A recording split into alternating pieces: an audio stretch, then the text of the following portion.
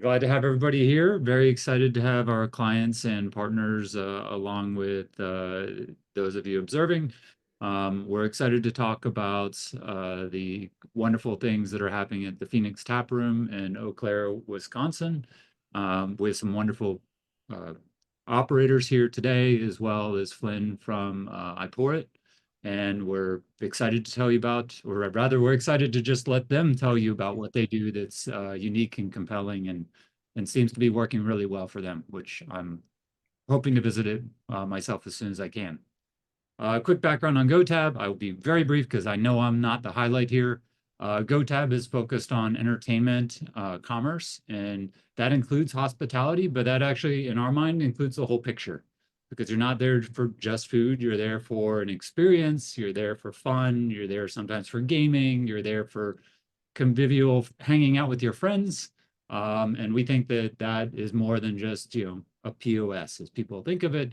And it's really ideally something that disappears into the background. So that's what I'm going to do now is disappear into the background. So hopefully you can talk about some of the fun and operations that people do. Thanks much. I'll pass it off to Flynn. Cool. Thanks, Tim. Like Tim, I'll respect the real purpose and real value of this webinar, and I'll hand it off to Brad and Gary in a moment. But just like to say that I'm delighted to participate, and thank you to Brad and to Gary for taking the time out of their busy schedules to share their experience and their knowledge with all of us in this GoTab iPourIt Phoenix community. We are super honored to support your dream and vision, Brad. Love watching it to come to fruition, and through your launch and how well you and the team is doing over the last several months. And just a line or two about iPourIt. We've been collaborating with partners like Brad and Gary since 2012. And really what we love doing is helping them pour profits and offer great experiences to their guests. And we love collaborating with both our local partners like Brad and the local communities they serve. So with that, I'll turn it over to Brad and Gary and take it away. Cool. My name is Brad Hansen, the owner of the Phoenix Taproom Kitchen here in Eau Claire. Gary Midland, the general manager here at the Phoenix Taproom Kitchen. So the Phoenix Taproom Kitchen was founded last year by my wife and I. We opened our doors this year on July 1st. We are the Midwest's largest self-pour tap room. So we have 72 self-pour taps featured with iPourIt here. So we have 60 shown on the wall here, 12 on a tap island as well. Then full integration from GoTab on that side. We are a full service restaurant. We do have a full service cocktail bar as well. And then we just debuted our large outdoor patio, which is 4,000 square feet along the Chippewa River here, and also has a large green space for yard games, which we also can do live music in. And then we have a private event room as well that can host 42 people, where the garage door that's shown here actually will open to the public. So if it's open, it adds 42 seats into our general venue. When the garage door closes, we close it off for private events only. We do offer a full kitchen. Our kitchen's kind of a little unique than the general, so it is full service. However, we really focus in the elevated tapas here at the Phoenix, and one of those being flatbreads, which is our main kind of our bread and butter per se. And then hoagies, cheese curds, tots, and then we bring in artisanal snacks, whether that be local or across the country, kind of adding in that different variety for everyone else. As far as our guest profile, we have a pretty large range of ages. It's hard to really focus in on what our demographic is with this unique experience in our area. And with that, I mean, we are a tourist town. We have the UW Eau Claire here, so we have kind of that wide range. 25 to 37 is really kind of our core, and then we kind of take a weird lull between 38 and 50, and from 50 up, it really amplifies. And I think part of that is kind of those with kids in the late 30, early 40 mark. Now we have had a large increase, which Gary and I have had many conversations on, where we have a lot of kids starting to show up at the tap room. We've had to bring in, high chairs and some other things. So it's kind of cool to see that those families are willing to come around, and they're bringing their families in for events, and it's a comfortable space for them, which is really really cool to see. We utilize self-serve QR codes. So along with the self-serve of the iPourIt tap wall, we're also using the QR codes from GoTab to be able to kind of link everything together. And I'll let Gary a little later talk about kind of how all that syncs. But it's perfect for everyday diners where we have the ebb and the flow. It helps reduce our labor overhead. It helps our waste a lot. It's great for groups. It works well in our private event center as well, for catering especially. And then Gary, I'll turn it over to you. Real quick, Brad. I'm curious because it sounds like you weren't thinking that families would be a big target for you. My background is my wife and I own 2 breweries Yep. as well. The QR actually started on her second brewery patio for the purposes of not going in to stand in line.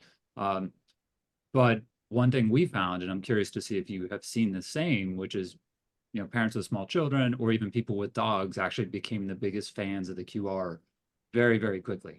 Yeah. I don't know if you've observed that as well, especially given it wasn't your target. I mean, have you seen such behavior, or what's your take? We've seen pretty much the exact same behavior, especially on the patio. The QR codes are well loved. I mean, we can't have dogs inside the restaurant due to health codes, so that's a huge benefit out there, especially for those that they come in by themselves or it's just a husband and wife. And it's also helpful with kids where they're not running around and they don't have to track them down. They can just say, hey, look at the phone quick, pick what you want, order and go. And Gary, you probably speak on that a little more, being on the forefront all the time too. Yeah, Yeah, I just thought, definitely. We definitely see like a couple groups of families where, some friends get together and they all have kids and they find themselves in our barrel room, which is a little room off to the side here. And then, I think the kids enjoy ordering their little kitty cocktails and have it delivered right to them. And then the families don't have to go up to the bar with their kids and their kids wanting to follow them. So they get to kind of stay in a centralized area, and it just works out really well. that's great to hear, for sure. Love Now it. you Definitely. just put like a little jungle gym in your kids' room. Yeah, Yeah. definitely need a daycare on the next one. Okay. On the But service walkthrough. So yeah, so I'll talk about the check-in process here. So it's very apparent when a guest walks in and that they've been here or they haven't been here. The people that have been here go right to the host stand. The ones that walk in and haven't been here kind of like walk in and they're just looking at just like the amazement of how gorgeous the place is. And that's like your first sign of, you gotta talk to them a little bit more. But so the people that have been here, the check-in process goes very fast, very smooth. Doesn't matter how big their crowd is, they're in and out very fast. But if you got to talk to them when you walk through, and I don't know, Brad, want to go to the next screen? When you walk in and we ask for their credit card. We process their credit card on our side because we don't want to tap that. We want to insert that, gather all their information.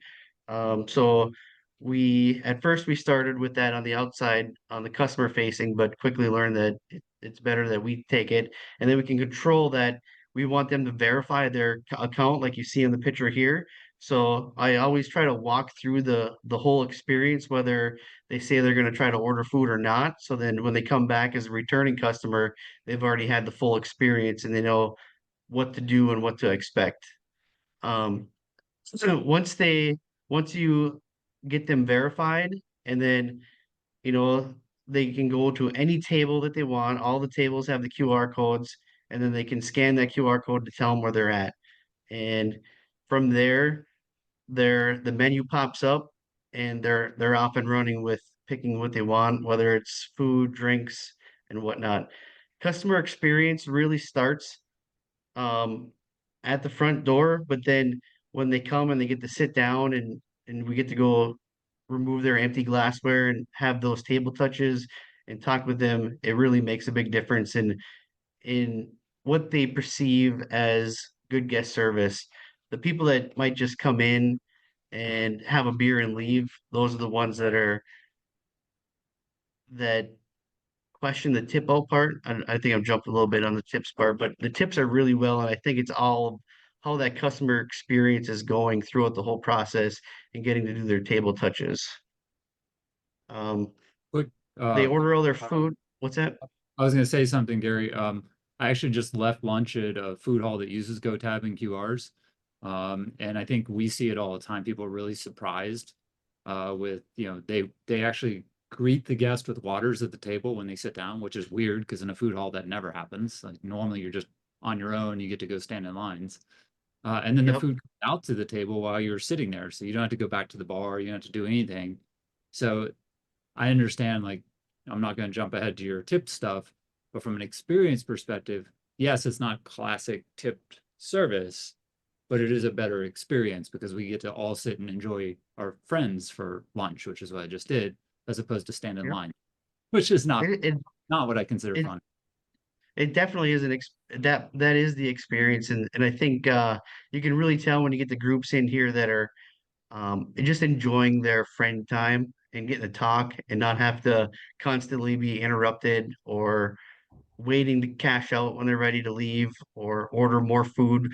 We see a lot of reorders, like somebody will order one thing and then the whole table sees it and they're like, "Oh, I want some more of those." And that also helps increase their sales at the same time and have good guest experience because they can just quickly grab their phone and order some more right there in real time without having to wait.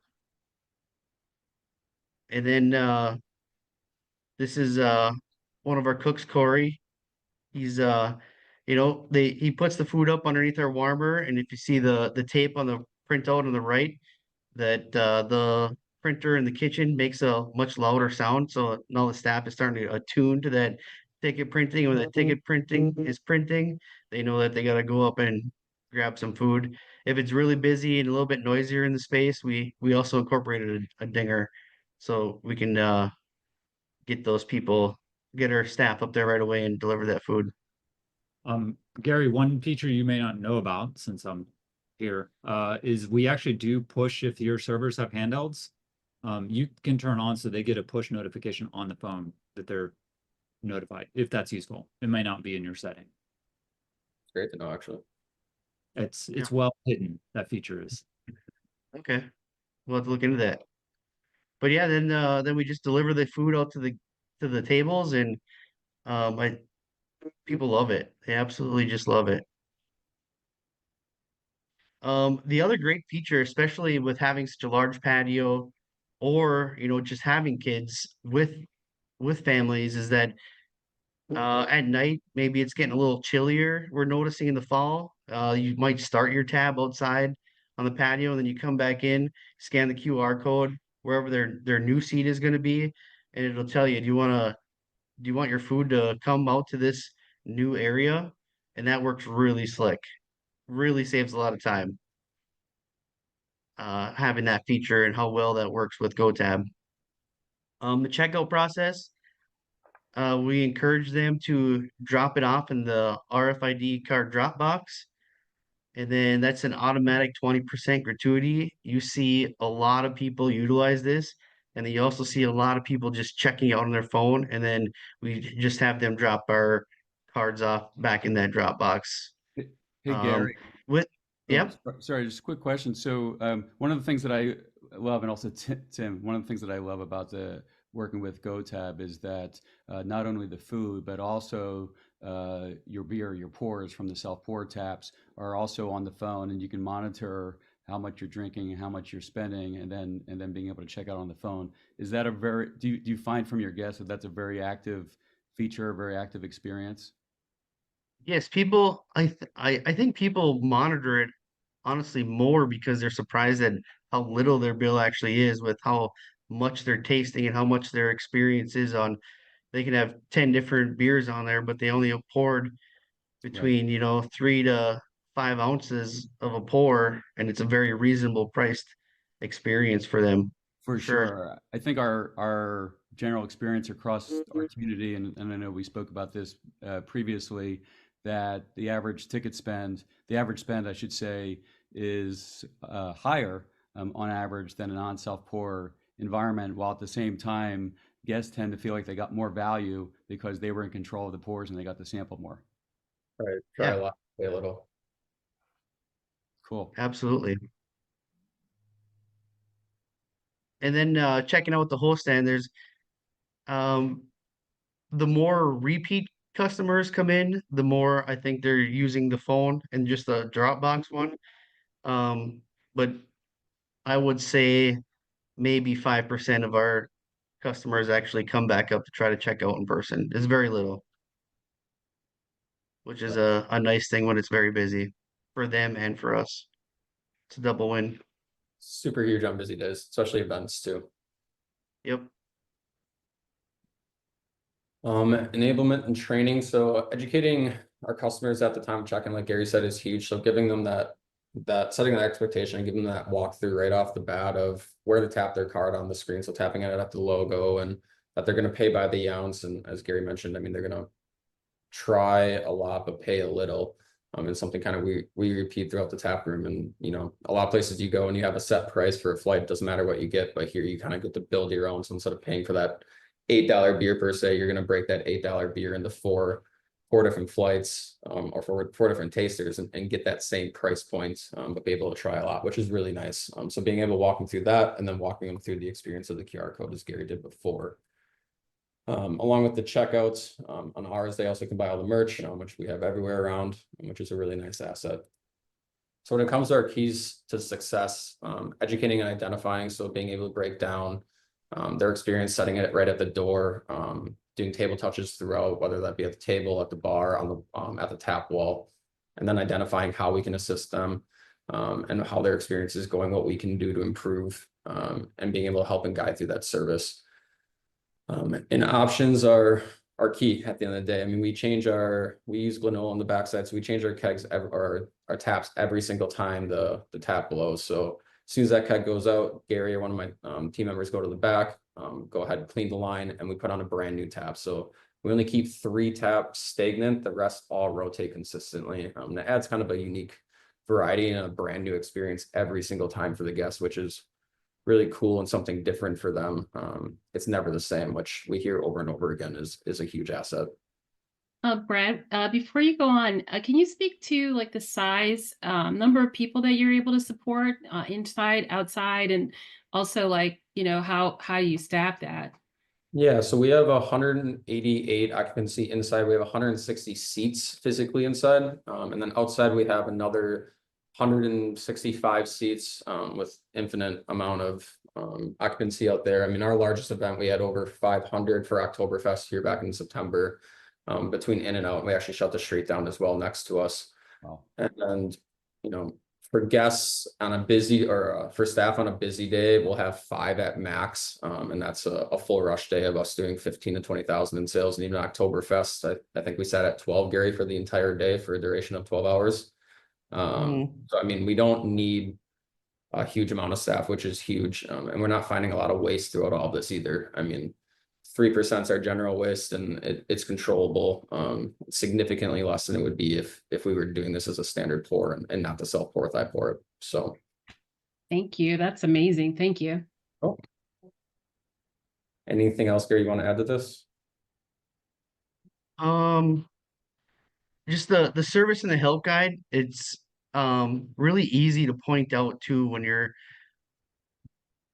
in the heat of the moment, because you can just look over and see that somebody is kind of like a little bit confused, and it's really easy to hop in there real fast and just give them a little hand. So they're helping them and guiding them, gives them a good smooth experience for sure. Yeah. Yeah, Oh, sorry. Go ahead. I was just going to say, leading off of that, I mean, the service and help that comes from GoTab support and iPourIt support is really top notch. And Gary and I have conversations weekly on it, that how important that partnership is between us, that we make a phone call, and whether they answer right away or not, but we get a quick call back, or an email back, which is huge to keep operations moving forward. So sorry, Patricia, what were you going to say? Well, I was curious, you talked about the different demographics that you have. So can you talk about the assistance maybe the difference in assistance that people need based on the different age groups that you have at your establishment. So the younger crowd, they obviously they grasp it. They don't get a little bit overwhelmed as bad.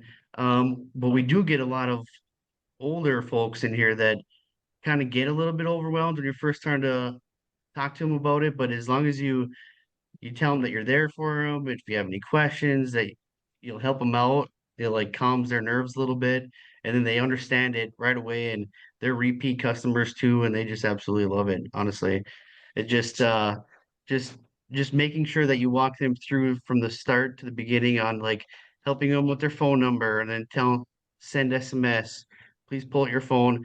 If you hold their card before you give it back to them so they don't put it in their wallet right away, that helps their customer experience too, because then they don't have to, oh, by the way, you need the last four digits of your card to verify on your phone.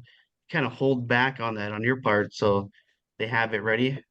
Yeah. It all makes everything run a lot smoother. That's awesome. And then since that's they only have to do that once, if they come back, it's kind of, if they don't change their card, it's all kind of baked in, I'm assuming. Yep. That's awesome, Gary. That's a very thoughtful trick, to be honest. Like, one thing we have observed is the people who slow it down a little bit for the guests actually do the best, instead of like trying to rush them and like, hey, let's get through this, and let's just let it work its way, let them think and let them observe. Yeah. In fact, one of our GMs taught us that. They're like, explain it and then wait. Don't keep explaining it and don't rush them, and they'll actually be fine. And then what you also observed, we've heard before, which is once they get it, they think it's the best thing ever. So Exactly. it's, getting them over the curves a little harder, but once they're in, they're in. I would say some people like they struggled with it and they came back in a month. They kind of remember the process. You go through it again, and then the third time they're golden for Yeah. sure. The key that I heard is that they keep coming back, so they must love it. Exactly. Keep coming back for sure. All right, in the pros and cons, so big perk is that customers dine at their own pace. They don't have to track down a waiter or waitress. They don't have to go find the bartender. They don't have to wait in a long line. So it really speeds things up on all ends. It fits the multiple customer types throughout the hybrid model like we were just talking about. We don't need a lot of staff. Like I said, on our busiest day, we have 5. Generally, we will run with Gary and one other, potentially a third on a weekday. So really, really low labor counts, making the quick and easy checkouts, and then not eating paper menus. I mean, we have a few around. We have them there really for the older clientele or a large group or a catering event, but that is really about it. Other than that, everything's ran off the phone. They get reminders through their phone. They get it through the email. It works out really, really well. In cons, there's always going to be some. Technology's not for everyone, but again, it goes back to kind of guiding them through, giving them that experience, slowing it down for them. Orders can come out at different times. However, there is ways within the back end with GoTab to kind of make sure that all meshes together and food does come out at the same time for a group, which does become very handy. Tipping is always a 50-50 shot, whether in our business model or a standard full service model. And where you should or should not tip. We find tip average at 13.5%, which is in our mind terrific for this business model. And our staff are extremely happy, especially when we're only running 3 or 4 staff members that actually get tipped out throughout the day. So can be a con, but also a perk. Phone provider glitches, it happens from time to time.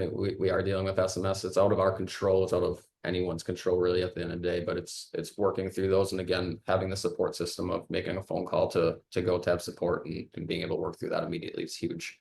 And then still needing to have some menus. Again, I think we have like 6 in the tap room, Gary, that we actually have as paper menus. Other than that, everyone loves it off the phone. Brad, before you go on, as someone asked, how do you guys implement the GoTab rewards loyalty system if you use it? So we do not use the loyalty system. We use Fishbowl for loyalty right now. Cool. And again, I'll just message everyone. If you have any questions, feel free to submit them. And just to further that question, there is a integration with Fishbowl and GoTab. In fact, it just released a data integration. So Fishbowl does both marketing and loyalty, for those who aren't familiar with it. We're super excited for it. And then for events, I mean, we use Triple Seat as well, which integrates directly with GoTab. So hybrid service takeaways, making sure our staff are knowledgeable, and that they're communicating with the customer, again, walking them through. It's not a no service experience. It's definitely a hybrid experience. We are the host. We are doing the table touches. We're making sure things are good. We're still cleaning things up. Still delivering food, still having those conversations. Always looking to improve. We never really stop at that. It's how we're always trying to think 3 steps ahead. And then, Gary and my team, kudos to all of them for always turning negative customers into happy customers.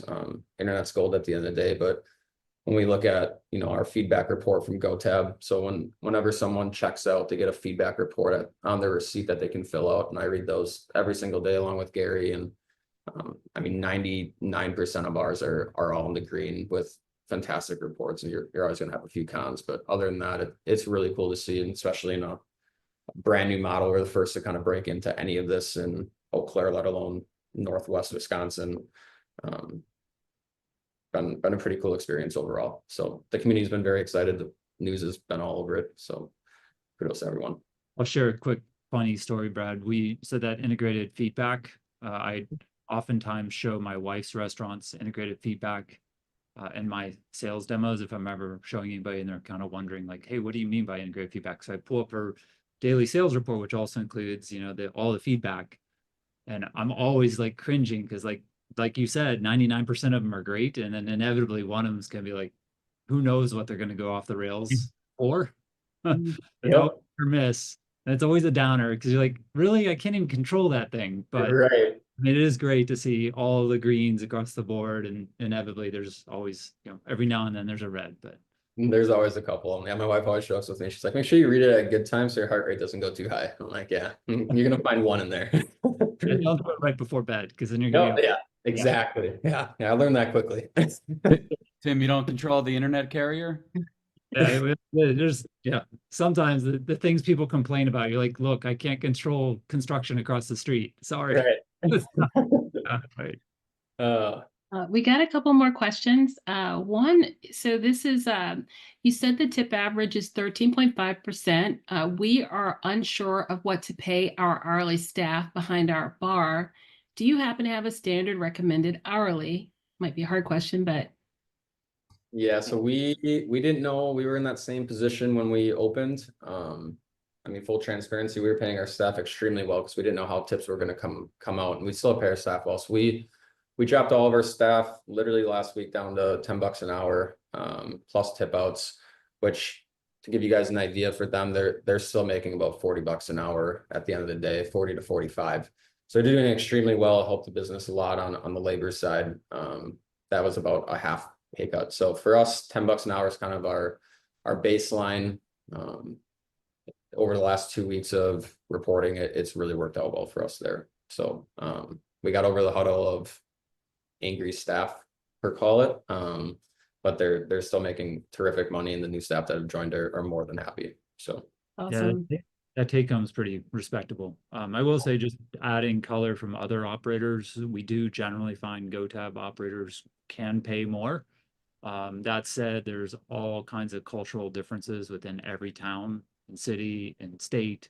And so if you want to talk to us, we can give you some like baselines on different regions.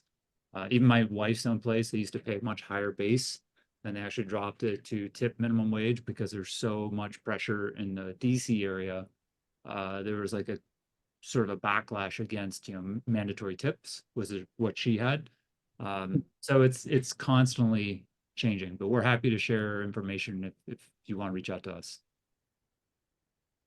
And I have another question, and I'll just ask what's presented here. What's the biggest challenge with operating the tap wall? Gary. The biggest challenge with operating the tap wall, The tap ball really runs really smoothly. I think the biggest thing is just how many taps do you have, and do you have a solid person behind the scenes that's putting the beers on? Um, because they got to know what the beers are, and kind of like if you're trying to keep a certain order or what the plan is, even if you have the best plan in the cooler, if you got 72 taps and you got a lot of beer in the cooler, that's probably the toughest part, just to keep it all organized and making sure that you have enough of everything, you're not running out, but yet that many taps and that many kegs in the cooler, you got to keep it organized. So Yeah. that's probably the biggest part. Yeah, I mean, adding context, I mean, we have 72 taps and we carry roughly 110 kegs at a time. So like Gary said, just knowing where they're at, how to go about it, what one to hook up is huge at the end. Yeah, I On think you mentioned all of your staff are cicerones, so they kind of know. I can imagine that keeping that training up. Yeah, all of our floor captains and our bar leads are all Cicerone trained. It's not a requirement, it's just something I give them for our full timers. So they get kind of an extra step of being able to walk people through on the tap wall of what's going on. It's also a perk that they can bring with them through life and forward. How many tap changes are you experiencing on a busy weekend or for a big event, and how much do you focus on keg inventory levels prior to that event? So that is not an easy question to answer really, because it all, like, you could have a very slow day, but you just came up like on a Sunday, it could be slow, but Saturday was really busy and all the kegs could blow on Sunday. Sure. Uh, Last Saturday when it was really busy, I think we changed about 15 taps during that day, Wow. throughout the day. But with the granola and all that, it makes it easy. You can multitask. One thing I will note is that we cut back from who entered the beers into the system, just to just the upper management, just because they were not picking the right size kegs. Mm. The money and everything was right, but if you pick the wrong size keg, that affects the cost of the pour. So just start small with whoever you're going to allow put the kegs in the system. That'd be my best advice there. Maybe Good a advice. maybe a picture of the keg on the interface would help. Right. Well, I think it's more of like the different invoices that come in from different vendors. Some are clean and nice and all in one line. Others are really messy. So it just gets confusing when you're ordering 15 kegs at a time and you got a really big Oh, uh yeah. receipt. It's just a little confusing for them to read when they get interrupted when they're trying to do it. Just all the different factors that'll happen into entering those in. I want to Oh, go I'm ahead, ask, Tim. I'm ask a leading question, but I actually want to highlight this. So when you hook up a keg, a new keg, what do you have to do on GoTab? I understand you have to pick the right keg on, iPourIt. What do you have to do on GoTab after that? So with your system, the way it works, you just hook it into the iPort system, and GoTab picks it all up all on its own, and makes the connections behind the scene run real smooth. You know. Okay, that was, yes. I'm highlighting that because every other POS that plugs into these, you have to go program both sides. Right. And that's something that is a big, in our mind, value. Because we know people who burn through 200 kegs a week, and they have to go program that into the wall and into the POS. And I think a lot of people just think it's a lot more work because they're used to those systems that require that much more work. Yeah, that would be a lot of work. Yeah. Okay. Sorry to do that, but I had to say it. Thanks. Thanks, Tim. Other than that, I mean, we kind of talked through self-pour takeaways, empowering the guest experience, giving them that option, the customizable beverage journey, the seamless tech integration between GoTab and iPourIt is huge. It saves Gary and my upper management massive amounts of time. It maximizes the customer flow, and it definitely boosts our revenue overall. Like I said, we only have about 3% in waste. We're working on driving that down even further over time here.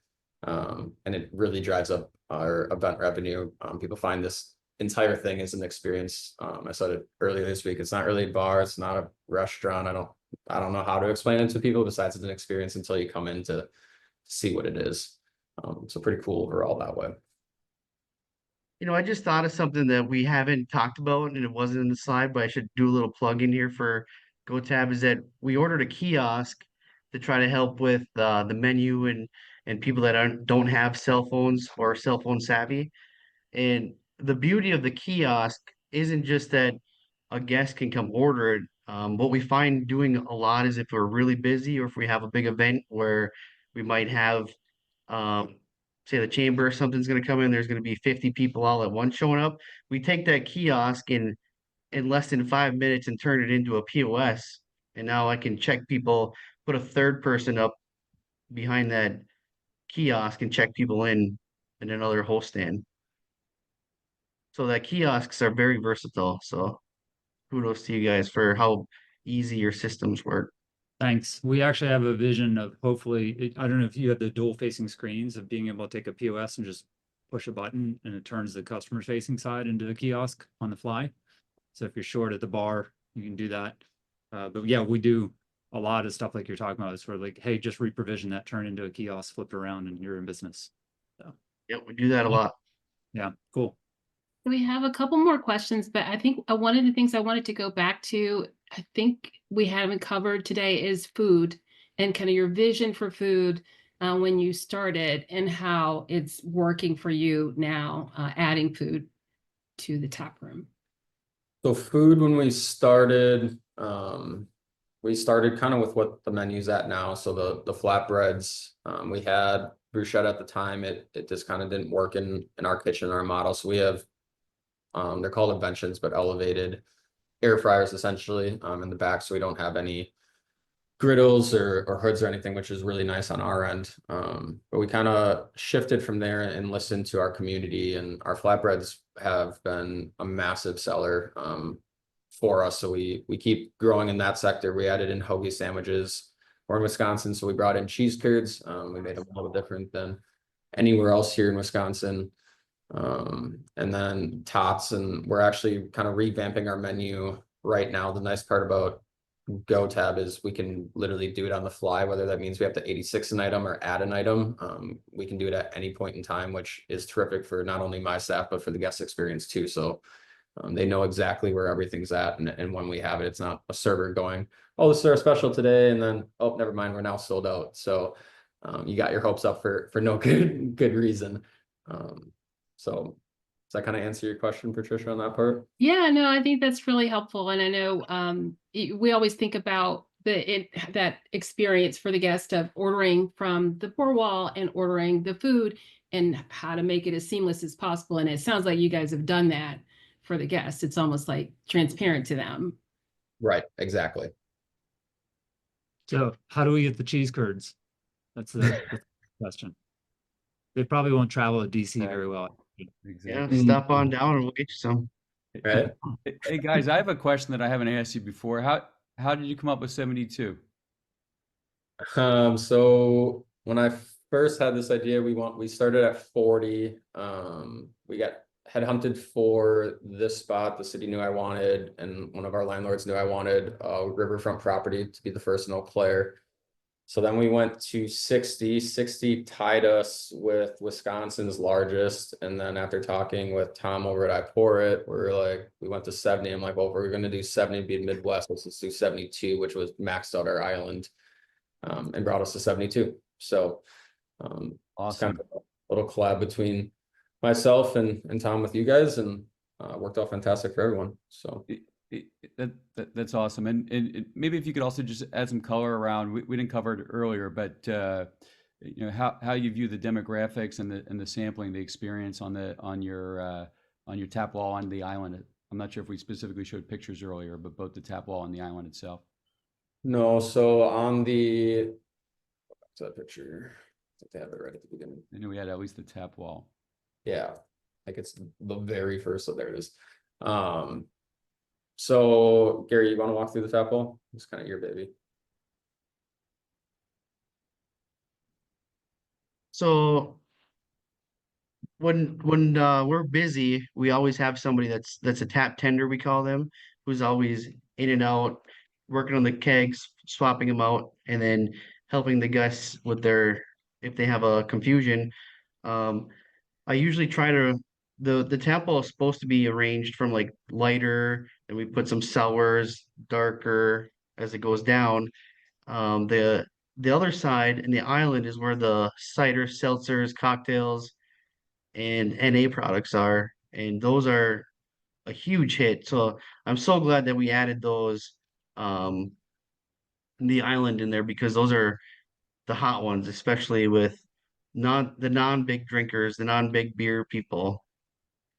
Um, I don't know if that answers your question though. Yeah, no, that's cool. And with regard to whether male, female, or other demographics by age, So what experience are what- you seeing? What's the data showing in your system with regard to number of samples, types of samples? Do guys prefer all beer, what have you? Yeah, so we use Tap Vision from you guys a little bit. It's really hard to see because of how GoTab convenes with it with the RFID cards. Okay. So right now it's about 50-50 for us. Our average pour is 5.9 ounces. We have really weird data that I actually have it up right here. So lagers are our #1 seller currently. Occupancy by gender is literally split. So I mean, we poured 550,000 ounces last quarter, and I mean, out of that, it says not recorded, which I'm guessing is just how it's coming over. So I'm gonna guess females on that. So it's about 50-50 there. And again, 25 to 37, it takes a hard dip after that. Are you scanning driver's licenses? We do not. So The state of Wisconsin, we went through driver's license training. They basically the fakes all scanned correctly now, so they're more of wanting Oh. us to the UV uh later. use the UV lights and test them that way. Yeah, the fakes are very good. They do scan Very just good fine. now. Yep. Cool. Well, I think that covers everything. Unless I guess I'd like to give each of you an opportunity to go through any final comments. And then I'll ask the attendees if you have any final questions. Who wants to start? There's a question about integration. Automatically update the website, or does something else do that? So I can answer from a GoTab side. You can. GoTab can integrate both pour wall data and food data into the website. I don't actually know if you are all using that. But I know probably iPourIt can also do some, at least the beer side of it. On the beverage, for sure. Yep. Yeah, we do everything through Untapped for the tap wall, and then the food menu directly through GoTab on the website. Yeah. So yeah, sounds like, well, in the kegs are getting realize that GoTab is trusting, in this case, iPourIt as the authority on beer, because they know before we know it, and then they tell us what the price is and what's on tap, and then we just, so they're the system of record on beer, so they push that to the website, it sounds like. And this is all on the fly, I'm learning this now.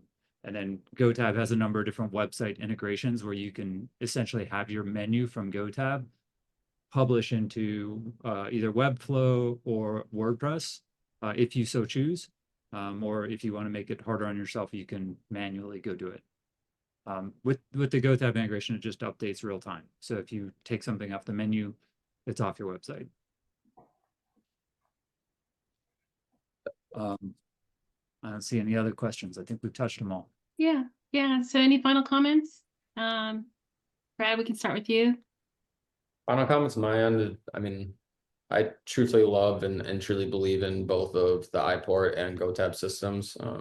For us to kind of get my wife and I to get in the hospitality industry, this is kind of what we had dreamt up a while ago. So being able to see, and when you guys partnered after our request last year, it's really cool to see how it's all kind of coming together and the pieces of the puzzle are matching. So thank you guys for allowing this opportunity too. Thank Thanks for you. We really appreciate it. Yeah. Thank you. Yeah, very much. Gary, any final comments? My final comments is just that the customer service on both GoTab and iPourIt are phenomenal. If they didn't have those, it'd be a whole different story. But the way you can just get a hold of them, I got GoTab support text saved in my phone. You can text them, email, call. GoTab might not answer right, or in the iPourIt, when you call them, they might not answer right away, but they're on it. And 5 minutes later, I might get an email before I even get a call back saying that it's done. They're just how responsive everything is. And I've also seen a lot of updates on the iPourIt system here in the recent that are some really nice updates too, Thank you. helping us reboot screens and whatnot. So always growing, always doing a good job. And I appreciate that, guys. One Well, one of the many things that I loved in the presentation was your comment about self-service doesn't mean no service, and a lot of times we talk to prospective operators about service and the view that self-service does in fact mean no service, and it's really all about hospitality. We're all in the hospitality business, and Tim and I provide technology, but we're in the hospitality business too. It's about providing easy and memorable experiences for your guests, and I'll say easy and unmemorable experiences for the staff and operators. And I think with the GoTab partnership, we do to toot our horns, pat our backs. I think we do a really nice job of supporting our operators and providing that seamless experience, enabling everybody to focus on the relationship with the guests instead of the transaction. Yeah, well said. Thanks. We're continuing for what it's worth, Gary. We're continuing to make more investments in our support.